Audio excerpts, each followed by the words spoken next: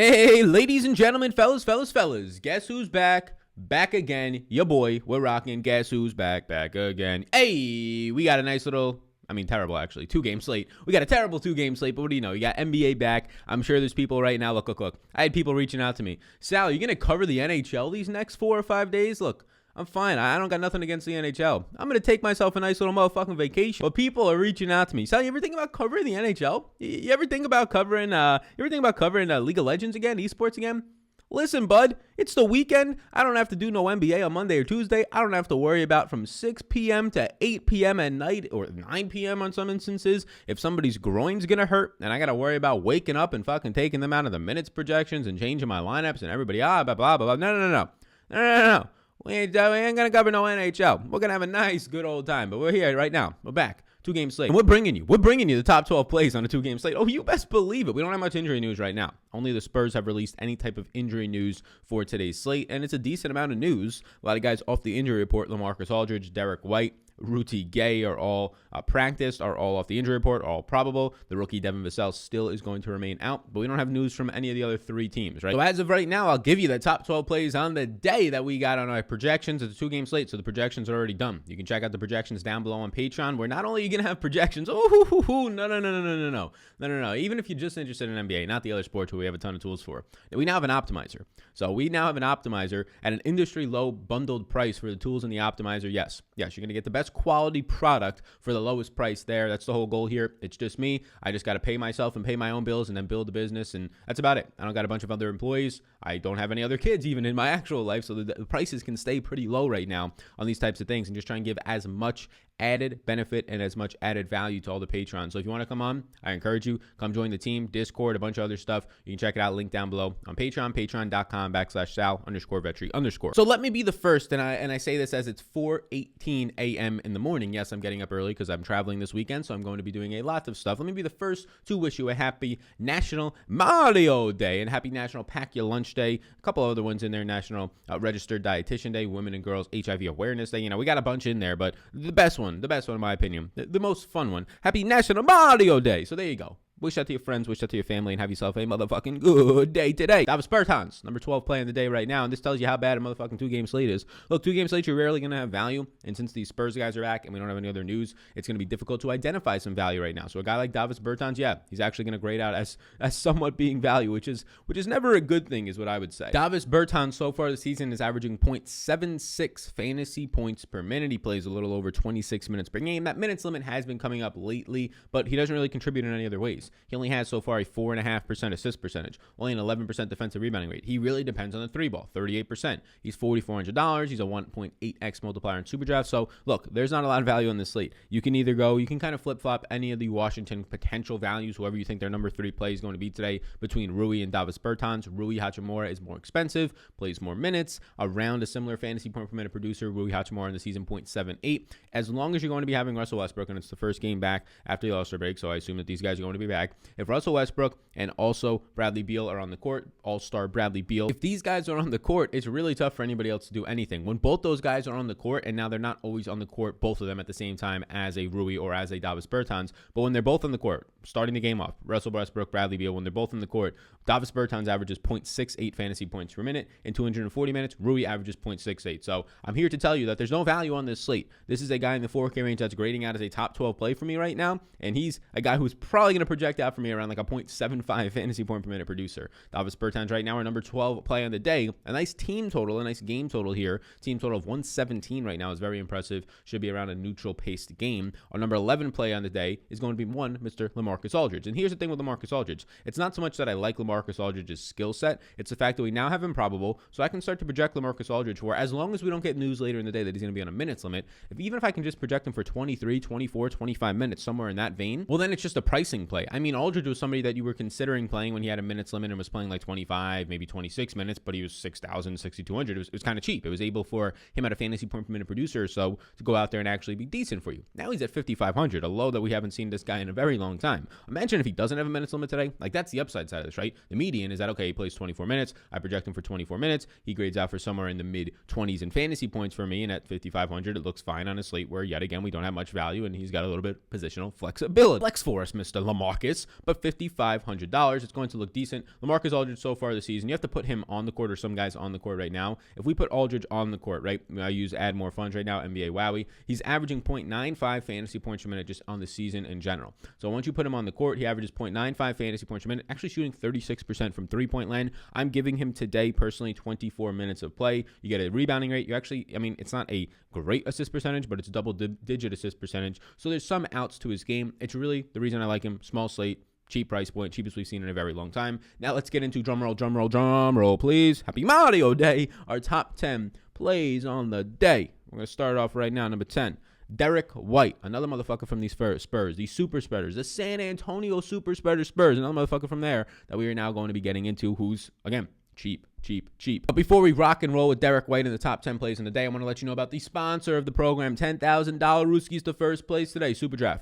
Get yourselves over on Superdraft if you're not already. I know a lot of you right now already signed up for Superdraft, and then there's a decent amount of you out there right now who can't play. You're in a state that can't play. I feel bad for you.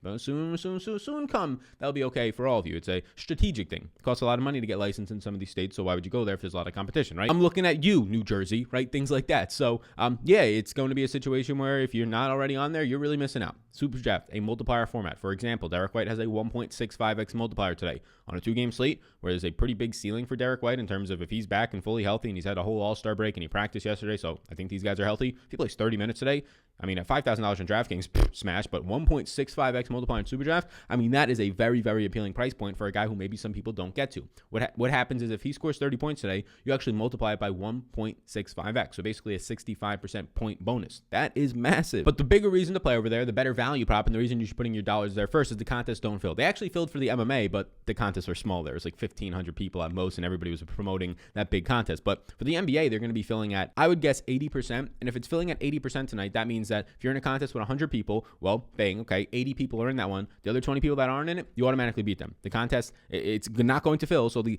site has to put the money in for the rest of them. So you're playing against less people for the same amount of money. That is upside. Your first dollar should not be going to DraftKings contests that are filled tonight. If you're in a legal state and you actually care about trying to get a positive return on investment, you should move some of your bankroll over to a place like Superdraft. And your first dollar should be going into contests where you don't have to do anything to automatically beat 15 to 25% of the competition just by putting a lineup in.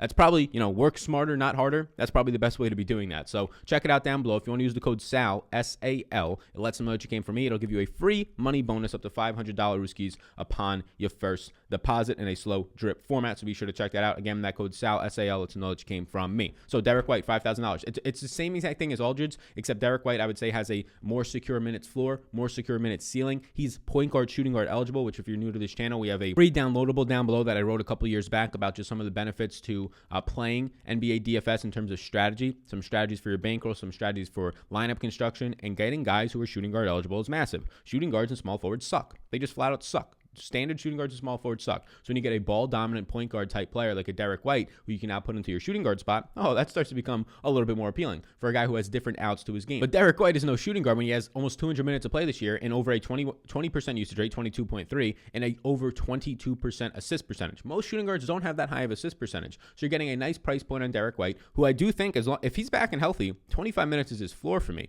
26 is where I probably project him, but 27, 28 is well in the range of outcomes for a guy who's been playing very well since returning, for a guy who's been averaging close to a fantasy point per minute since returning from his injury and some COVID stuff that he had going on with himself. This year, he's averaging 1.03 fantasy points per minute. And the other thing is that it's the price point. We've seen him get below 5K, right? That was kind of right when he was coming back on a minutes limit around 20. But since then, he's been basically 5,200, 5,100. This 5K tag is pretty affordable. So he's our number 10 play in the day. Let's now get inside the top 10. Numero 9. There you go. Numero 9. I don't know. I took 4 years of Spanish in high school. Your boy was a motherfucking beast in it, and now I forgot it all. All right, number 9, Kyle Anderson. Not really somebody that I enjoy getting to here, Kyle Anderson. Not somebody that, if you're just talking about past years of DFS before this one, he was like one of the worst players you can possibly have. But now he plays a lot of power forward, right? Because there's no Jaren Jackson still out there. They're saying Jaren Jackson, and maybe we'll get this news today, is going to come back sometime soon after the All-Star break. Does that mean the first day back? I would say no, unless it is, then Kyle Anderson doesn't look as good anymore because he's not playing as close to the basket. Kyle Anderson's rebounding rate won't be anymore 20% like it is right now. And if he starts, he'll go probably to the 3 or maybe even goes to the bench. And the rebounding rate just falls off a cliff. He basically becomes like an overpriced small forward at that point. I think the assist percentage will save him a little bit, 18% so far in the season. Right now, I'm projecting Kyle Anderson to score on Patreon. You can check it out down below. Kyle Anderson, 31.65 fantasy points. So again, that's not even great, but on a 2-game slate, anything that's anywhere near 5x value, which is not really something I think that is something you should be using. Like if I use 5x value as a value rating to identify where value is, but if you're using that to primarily build your lineups, just looking for guys who hit 5x, you're going to lose a lot because, you're usually on a lot of slates going to need guys hitting like 5.5x and things like that. So when you have a $3,000 player and you're happy that he got your 15 points, you're losing. You're losing every fucking time, right? So you need to up your game. It's not 5 years ago where 5x was the only thing you needed, an only indicator you needed to build successful lineups. It's a nice identifier of value, taking into account price, right? 5x means just the value on them, point per dollar. It can kind of make everybody go on the same scale, a value range of scales right there, but not a great way to be identifying it long term. If we want to look at where I have Kyle Anderson right now, I gave Kyle Anderson 28 minutes of play in this one. With that being said, he's going to average over a fantasy point per minute for me. On the season, he's averaging close to 1.1 fantasy points per minute at 1.09. Decent rebounder, decent assist percentage player. That's where I have him at right now. He's not somebody who feels great to me. I don't think he picks up that much ownership though because of that fact. 1.5x multiplier in Superdraft. It's fine. It's fine. It's fine. It's fine. Number 8 right now is what we're getting to, Mr. Moran. Now we're starting to get to some players who are like, oh, I know that guy. Yeah, he's been good this year. $7,800 Moran. The team total of 119, just like Mr. Kyle Anderson's, looking very nice. Moran I have projected for the most minutes on Memphis right now at 32, significantly more really than anybody else. Kyle Anderson would be tied for second with 28 right now. Matchup against Washington is pretty beneficial. I think you have a nice ceiling here to Moran at $7,800, especially if this game does indeed stay close with Memphis being 2-point favorites here. Moran right now I have him projected for those 32 minutes. He's averaging on the year 1.2 fantasy points per minute. Once you actually put Jonas Valanciunas on the court, that does drop a little bit. It drops both for not only Moran, but Jonas Valanciunas, who, spoiler alert, he's going to be in this top 12 in a moment. But Jonas Valanciunas, when he's on the court, averages 1.25 fantasy points per minute, which bumps Moran from a 1.2 fantasy point per minute producer to a 1.14. Basically, the usage goes down a little bit, but still at 29%. The rebounding rate goes down a little bit. It goes down below 10% when Jonas Valanciunas is on the court. He is our number 8 play on the day right now, Mr. Moran, who on my projections right now, if you're just looking for a pure on projection for him, Moran projected for 39.24 points. Again, link down below on Patreon. And again, I strongly recommend take advantage of the optimizer. It's not just a lineup generator, it's an optimizer. You can put in rules. I don't want to get, for example, today, only give me at most 2 of Derek White, Patty Mills, and DeJounte Murray, right? You can get a rule that only gives you at most 2 of those guys, right? You can set a lot of rules. You can set a lot of unique rules, randomness we have now on there. I encourage you to check it out down below. It's now part of the Patreon packages, depending on the tier that you sign up for. It is going to be a major, major benefit to your game, just trying to add even more chances for people in the Patreon, whether it's the Discord, the tools. Now the optimizer, even more chances for you to have tools to use that increase your odds of winning and also just make it a lot more fun, right? It makes you a more advanced player than the average Joe out there that you're going to just be smacking around, not only now during NBA, but when the casual season rolls around, right? When August rolls around and the NFL preseason is back, the first week of August, cannot wait. When that season rolls around and then a bunch of casual money starts flowing into the streets the first couple of weeks, you're going to be smacking those motherfuckers around. The number 7 play on the day is going to be one Dillon Brooks. And Dillon Brooks, as you can see right now, got a lot of Memphis guys. Look, there's only 2 motherfucking games. There's only 4 teams. What do you expect? We're going to have a lot of guys from the same teams. That's how this shit works. $5,400 Dillon Brooks. I like the 1.6x multiplier in Superdraft. This is a guy who's kind of a boomer busty, if you will. He's a guy who gets in foul trouble, that type of stuff, right? The minutes can be varying. I have him at 28 minutes today. A lot of sites usually project him at 26 because a lot of sites usually don't have the guts to project him for more when this guy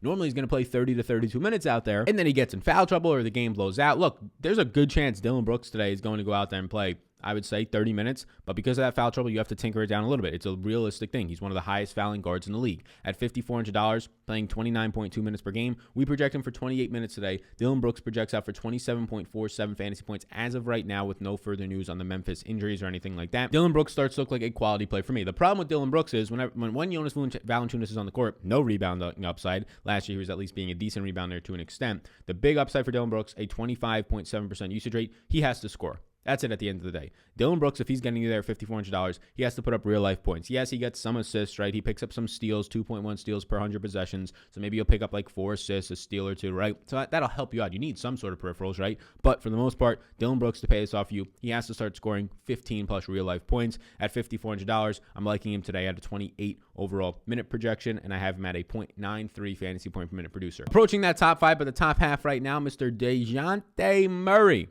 Another San Antonio Spur at $7,500. Even with Aldridge back, DeJounte Murray is actually the one who's benefiting a lot more, right? You have right now Aldridge, when he comes back, maybe the rebounding rate goes down for a guy like DeJounte Murray. No, it honestly really doesn't. Last year that was the case, but this year DeJounte Murray just solidified himself as a very good rebounding guard. DeJounte Murray averaging a 22% rebounding rate is just absolutely incredible. He has the most minutes on this team right now, averaging 1.15 fantasy points a minute. Now let's put Aldridge on the court. I don't know how many minutes he's going to play. Aldridge obviously mostly is going to impact impact Jacopoto. But when you put Aldridge on the court, DeJounte Murray's rebounding rate actually goes from 22% to 26.9. So you might be saying, DeJounte Murray, not as good of a play. Aldridge is back. Yeah, okay. He goes from a 1.15 fantasy point per minute producer to a 1.18. DeJounte Murray gets better when Aldridge is on the court. Why is that? Because Jacopoto has been a better player than Aldridge this year, both from a rebounding standpoint and also a scoring standpoint. Aldridge only shooting 51.8% effective field goal rate is absolutely pathetic. So yes, you're getting DeJounte Murray. A spoiler alert for you if you see some other content today. DeJounte Murray actually a better player this year when LaMarcus Aldridge is on the court, because LaMarcus Aldridge is just taking up space,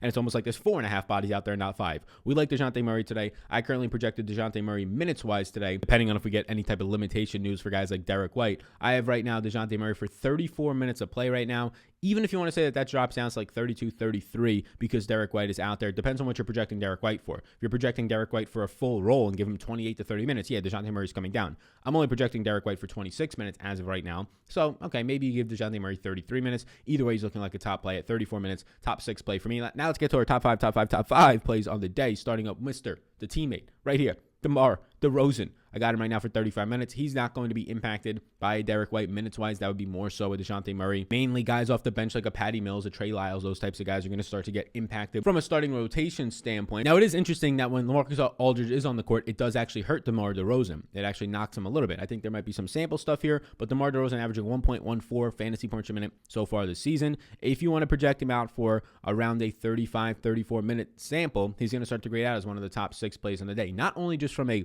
point per dollar standpoint, that's honestly not going to look as great, but it's going to look a little bit better from an overall points upside standpoint, especially when you're talking about, yes, we have some studs that we're going to get to at the 9K and really the 10K plus range. If you're trying to get to a third option in your lineup or a second option in your lineup, this is where you probably start to go to. I right now prefer DeMar DeRozan over John Morant for a $200 bonus. I have DeMar DeRozan currently projecting out for me as it stands right now. Again, this is with some limitations on guys like Derek White and LaMarcus Aldridge. DeMar DeRozan projecting out for 41.37 fantasy points. I only currently have 6 players in my player pool as yeses. I only currently have a total of how many guys? Let me see in my total player pool right now. In my total player pool, where you can find this stuff on Patreon down below, I only have 20 total players in a player pool. That might increase to like 24 by the time lock comes for a 2-game slate. I only have 6 yeses right now in the small 2-game slate. If you want to check out who those guys are and what the updates will be, you can check it out down below. But DeRozan for me, maybe not the sexiest of options, but for $8,000, he's somebody that I'll continue to ride with, as the minute security is just too good to pass up on a 2-game slate. Number 4 overall play, Bradley Beal. Now we're starting to get into the studs here. Look, Bradley Beal is somebody that I don't normally touch because, yeah, Russell Westbrook's usually like the same price as him. But that's different today. Bradley Beal's only $9,400. Bradley Beal's been cheaper at this point. Bradley Beal continues to play massive minutes. I have him for 37 minutes today. And when you're projecting a guy, even if his fantasy point per minute production goes from like 1.4 with Westbrook off the court down to like 1.3 with Westbrook on the court, you're giving him 37 minutes at this price point. It's still going to look very, very nice and very, very appealing. I can give you the exact numbers right now for Bradley Beal. When Russell Westbrook is off the court, Bradley Beal averages 1.59 fantasy points per minute. When Russell Westbrook is just off and on the court, right? He's not out for that game, but he's just kind of playing on the court, and then there's some minutes without him on. So just the season average for Bradley Beal, 1.4 fantasy points per minute. You put Russell Westbrook on the court, the better overall fantasy point per minute producer, because he contributes in a massive way in the rebounding rate department as well as the assist percentage. Well, then Bradley Beal drops to a 1.23 fantasy point per minute producer. So yes, there are some major swings here. So if we project Bradley Beal for 1.35 fantasy points per minute today, because not every one of those minutes will be alongside Russell Westbrook, although a lot will, since I have them both projected to play 37 minutes. He starts to grade out as a quality play. He starts to grade out for 50 plus fantasy points for me on a 2-game slate where there's not that many options that are grading out anywhere near that. So Bradley Beal, a strong option at this 117 team implied total. Bradley Beal, even with Westbrook on the court so far this season, still seeing over a 30% usage rate. Number 3 overall play in the day right now, Mr. Jonas Valanciunas. Jonas Valanciunas, if you're somebody who comes to this channel a lot, is somebody who's often on this channel, but at $7,100, it's hard to ignore. On a 2-game slate, it's hard to ignore. Who are your center options today? Realistically, when you look at the center position today, right, and especially if you're somebody who plays on like FanDuel, when you look at the center position today, who are you personally looking at, right? You have Kristaps Porzingis, who's power forward eligible. I'd probably try to slide him in there if you're trying to get to him today. Not currently a top 12 play for us at $8,600. Jacopoto with Aldridge back, so that's a hard no. And then you have a $5,500 Aldridge. You have Rui Hachimura, who I don't even know why he's a center option. Only put him in the power forward spot. Brandon Clark, who's going to come off the bench. I have him projected for 23 minutes. No interest there. Thomas Bryant, who's out. And now you're quickly in the low 4K range, right? Maxi Kleber. Yeah, honestly, Maxi Kleber, he didn't make this list, but he was close. Maxi Kleber currently is a top 15 play for me. He's not a great value option, but it's a 2-game slate, and he pops up as being, he pops up as being something today, right? Something today. You legitimately have no center options. Trey Lyles, I'm not playing him today as of right now with these guys now coming back. And then you have nobody, right? Then you're down to the low 3K range where there's Boban, where there's Robin Lopez, Mo Wagner. I mean, maybe you want to take your stabs on a Mo Wagner, but I'm looking at this board today. We already talked about Aldridge, so you know I like him, but he's power forward eligible. I'd much rather get him there. Your only center-only options right now are Boban, are Jakob Poeltl, and is Jonas Valanciunas as your only center-only options on this slate. If we're not talking about like your Mo Wagners all the way down at the bottom. So just by positional opportunity cost, Jonas Valanciunas looks like a stud. That's just by position cost, like opportunity cost, right? No other options, and where else are you going with your center position? I would be praising Jakob Poeltl. He'd be one of my top plays if Aldridge was to get ruled out, or if Aldridge was to be put on like 20 minutes limit or something like that. Yes, then I would be going back to Jakob Poeltl. But Jonas Valanciunas going to average you 1.25 fantasy points per minute when he's on the court this year with John Moran. Otherwise, 1.3 fantasy points per minute. Going to average you over a 30% defensive rebounding rate. Going to average you above a 25% usage rate. And again, it's just the slate. There's no real other options. So Jonas Valanciunas at 7,100 is just going to be somebody that I'm going to have in a lot of my lineups. I expect high ownership here because I don't know where else you're going with it. Maybe you're going to be punting the position and going to one of those Washington guys between a Robin Lopez and a Mo Wagner and whoever else they're going to fucking put at center today. If they're going to dust off some other guys there. But that's where I'm at right now. Jonas Valanciunas, it's just an opportunity cost thing on a small slate. Number 2 overall play is Russell Westbrook at $10,100. We kind of already gave you the spiel on this. Russell Westbrook, the better fantasy point per minute producer, right, than Bradley Beal. But now the price difference is not now Bradley Beal at 9,800 and Westbrook at 10,000 flat. It's actually a decent difference in there, so I can like both of them. And I know what you're probably going to be saying. Sal, can you play both of them? Yes. On a 2-game slate, you can play both of them. If it's a 9-10 game slate, both of them are in play together, but it's not something I go to. On a 2-game slate, you can clearly play both of them, because even if Bradley Beal only goes for 45 points and Westbrook goes for 60, that's both probably still going to be needed in a lot of winning lineups. And even if it's not the winning lineup, in some top scoring lineups. So Westbrook on the season, 1.41 fantasy point per minute producer. When he's on the court, he goes a little bit higher than that, and it impacts Bradley Beal. I mean, what don't you like? I don't have to tell you much here. Westbrook at $10,100, a stud. It's tough. There's not a lot of value out there right now. You kind of have to just guess on some value. So Luka's going to be, we can just talk about Luka right now. Luka's going to be our number 1 play. Ideally, you can get to both Luka and Westbrook. If we don't get more value opening up, it's going to be looking like picking one of these guys and probably pairing them with like a Bradley Beal, then going to a Jonas Valanciunas. That's probably going to be a really popular build today. So just be sure you're getting different as much as you can on a 2-game slate. And leaving money on the table is not something I do in the NBA, but if you can leave $300 on the table and you like your lineup today, and that's better than going down to the next shitty value piece, well, maybe that actually is a strategy. I'm not an advocate for leaving money on the table in NBA unless it's one of these situations where it's difficult to get different on a slate with no value. I'm hoping some value can open up later in the day, but the way lineup construction is probably going to go today is, for me at least, look at Jonas Valanciunas, yes, and then probably try and put together 2 of Luka, Westbrook, and Bradley Beal. Try and put together 2 of those guys. You're probably not going to be able to get all 3 of them. It seems very unlikely right now with the value. Getting 2 of them seems very unlikely right now, but maybe some value will open up. Maybe you can throw some darts on some guys. There's some decent mid-range options, like the Memphis guys in Kyle Anderson and Dylan Brooks, like the San Antonio guys, depending on minutes limits if we see any, on Derek White and Aldridge. So there's some decent options there that can get you up to at least one of these guys, potentially 2. Westbrook, don't have to tell you much. 45.3% assist percentage this year, 25% defensive rebounding rate. He's basically one, if he doesn't get a triple-double, he's like 1 rebound or 1 assist shy of it every single game out there. So the upside is so massive on him. At $10,000, his floor is so safe if he plays. I have him at 37 minutes. If he just plays 35 plus minutes, his 34.2 that he's played per game this year, Westbrook's points upside is just so safe around that 50-55 point mark. And then the triple double is what takes him to another stratosphere. And then you know what you get out of Luka. You're getting out of Luka just a better fantasy point per minute producer than a Westbrook. Westbrook, although he's averaging 1.4 fantasy points per minute, that's great. Luka, on a bad night, he's averaging 1.4. On an average night, he's averaging 1.5 plus, right? And then on his good nights, he's obviously averaging like your 1.8. So Luka for $600 more, it's too close. Like if Luka was 11,700, which I would not be shocked if he was, and I would not be saying anything, I'd be like, yeah, that's probably fair. Like if he was that much, then there's actually a bigger difference to where we can start talking about Westbrook as the better play. I have them right now 1 and 2 in my projections. I have them both now right now grading out as fantastic plays. If I sort my projections on Patreon down below, go ahead, take advantage of it. What you waiting for? Right now I have Luka Doncic for 3.5 or so more points than Westbrook, and then I have Westbrook for about 4.5 or so more points than our third highest projected player in Bradley Beal. So there is a pretty stark difference in each of those two players. It just comes down to trying to get to them. I'll be prioritizing trying to get to Luka and Westbrook, but if I end up on Luka and Bradley Beal or Westbrook and Bradley Beal, I'll be okay with it, crossing my fingers that I don't get burnt by the other one. So that's our 2-game slate today. I'll be live at 4:30 p.m. East Coast time breaking down this 2-game slate, and really it's just answering your questions. It's a Q&A. So like, subscribe, hit that notification bell, ding, ding that motherfucker, ding, hit that motherfucker right there, and then you'll know when we're going live later on today. I'll be live at 1 p.m. East Coast time as well, breaking down my final thoughts with Dylan Bird, and really just taking your questions, talking about ownership, game theory, lineup construction, instruction for our PGA event, the Players, tomorrow. Tomorrow, the PGA event starts around 6:30 in the morning, so be sure to check that one out as well. Support the sponsor of the show, SuperDraft. Promo code SAL. Get you that free money bonus. Should be the spot where you're putting your first dollar rooskies. And check out Patreon down below. Get in on that optimizer. The big energy optimizer is now live as of March 2021. A lot of fun, a lot of fun, a lot of fun. Thank you so much for tuning in. I'll see you all in the next one. Peace out, gang. See you on that live stream later today. Enjoy yourself. Happy Mario Day. Have a good one.